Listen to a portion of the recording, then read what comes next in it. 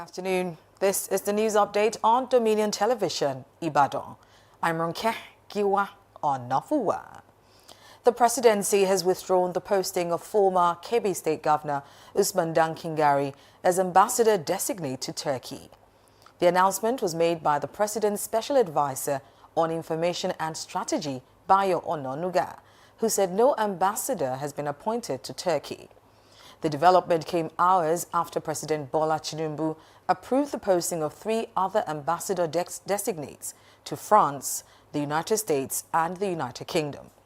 The presidency gave no reason for the withdrawal, adding that the Ministry of Foreign Affairs has been directed to notify the relevant countries in line with diplomatic procedures.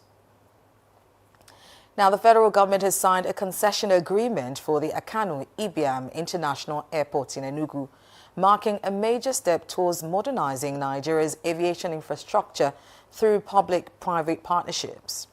The agreement was announced by the Ministry of Aviation and Aerospace Development with representatives of Enugu State, the Federal Airports Authority of Nigeria, and concessionaire Aero Alliance present at the signing.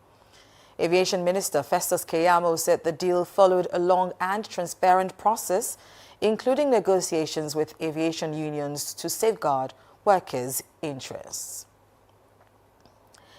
Now, the Nigerian Navy has intensified efforts to expand its indigenous shipbuilding program to boost operational capacity and reduce reliance on foreign-built vessels. The commitment was highlighted at the 9th Doha International Maritime Defense Exhibition and Conference, DIMDEX 2026, held in Qatar from January 19th to 22nd. The Chief of the Naval Staff, Vice Admiral Idi Abbas, engaged global maritime solution providers on modern naval platforms and technology transfer to enhance local ship production. The Navy said that expanded technology transfer will support its long-term goal of becoming a leading warship manufacturer in Africa. Now, moving on to the foreign scene, South Africa's Kruger National Park has suffered extensive damage to critical infrastructure following severe flooding, with repair costs estimated at more than $30 million. Torrential rains last week forced the closure of the park to day visitors, while guests and staff were airlifted to safety as rivers burst their banks.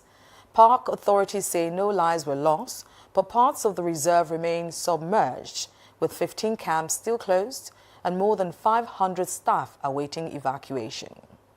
Environment Minister Willie Oakam said the scale of damage across the park is widespread and costly. Now, Russian, Ukrainian and United States negotiators are meeting in Abu Dhabi today for what could be the first trilateral talks since Russia's full-scale invasion in 2022. The meeting follows talks in Moscow between President Vladimir Putin and envoys of Donald Trump. Speaking in Davos, Ukrainian President Volodymyr Zelensky said he had agreed with Trump on future U.S. security guarantees, but stressed that the status of eastern Ukrainian territory remains unresolved. Now, Indonesian rescue teams have recovered the bodies of all 10 people on board a fishery surveillance aircraft that went missing in South Sulawesi last weekend.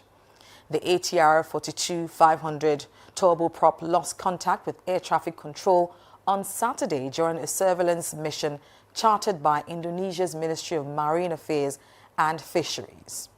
Rescuers located the wreckage around Mount Bulurasung in the Maros region as evacuation operations continue. Indonesia's National Transportation Safety Committee says it is analyzing the aircraft's black box to determine the cause of the crash. And now, talking sports, Super Eagles midfielder Rafael Onyedika is pushing for a move away from Belgian side club Bruges before the current transfer window closes. Turkish champions Galatasaray are reportedly interested in the 24-year-old and have agreed personal terms with his representatives, including a €1 million annual salary. However, Club Brugge have turned down Galatasaray's offer as they are keen to keep Onyedika until the end of the season.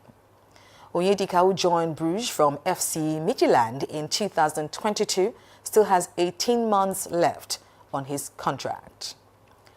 You can visit our website on www.dominion.org.ng to watch us live and interact with us.